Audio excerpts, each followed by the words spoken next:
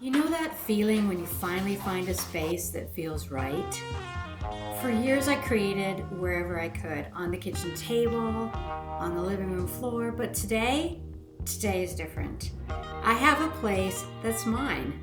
I'm surrounded by blank canvases. Some have thinner edges, some thicker. I like the thicker edges on the 12 by 18 inch canvas. It feels sturdier. It will create a larger presence on a wall someday. It's going to take up space just like I'm finally letting myself do in a more intentional and creative way.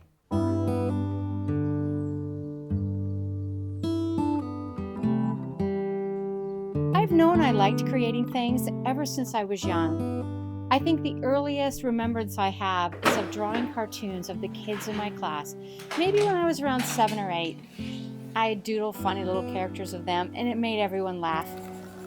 I still remember how happy I felt when the teacher put one of my drawings on the classroom wall. That was the first time I realized that something I made could bring people joy. But life has its way of shifting directions, and soon I found myself more into sports, leaving art behind for a while. Still, I've always been drawn to certain creative moments.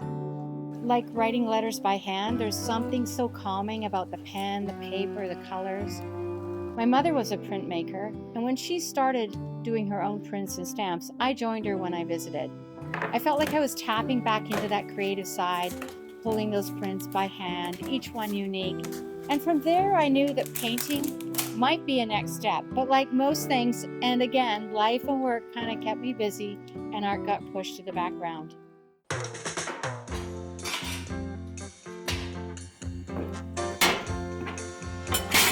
In every house I've ever lived in, I've painted all the walls. It's funny how it all connects, because just like with walls, the best part of knowing that you'll have a good outcome is the preparation. If you can get the primer right, if you can tape the edges properly, you give yourself the best chance to love the finished product. You can't beat that. You stand back, you do that prep initially, and that's where the real work really starts. And that's why gesso, it's more than just a primer. It's an intention. Each stroke with the brush is deliberate, almost meditative, and it lays down that plaster and cement gluey sort of foundation for everything that's to come. It feels like I'm preparing the canvas, but really I'm preparing myself, and that's where the magic begins, even when you're just still working with a blank slate. And then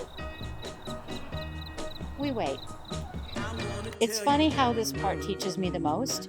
In a world that's always rushing, the drawing process reminds me to pause, let things just settle, let the moment of stillness before this burst of creativity begins just settle with you.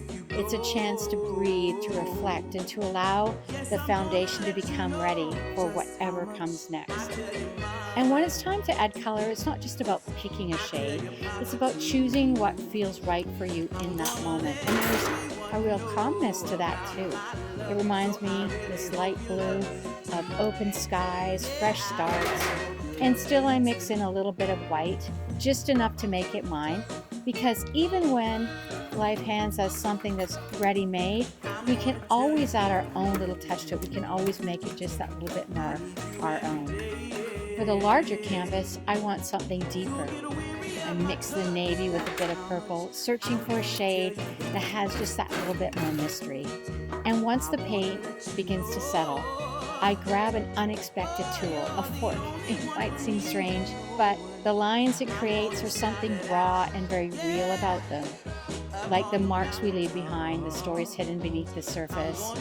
These lines might disappear under layers of paint, but I'll know they're there, shaping everything that comes after. And now we're gonna wait again. The paint will dry and the process will continue, layer by layer, each one adding depth, building towards something I can't fully see yet. And that's the beauty of this journey, letting it unfold step by step and trusting that in the end something beautiful will emerge.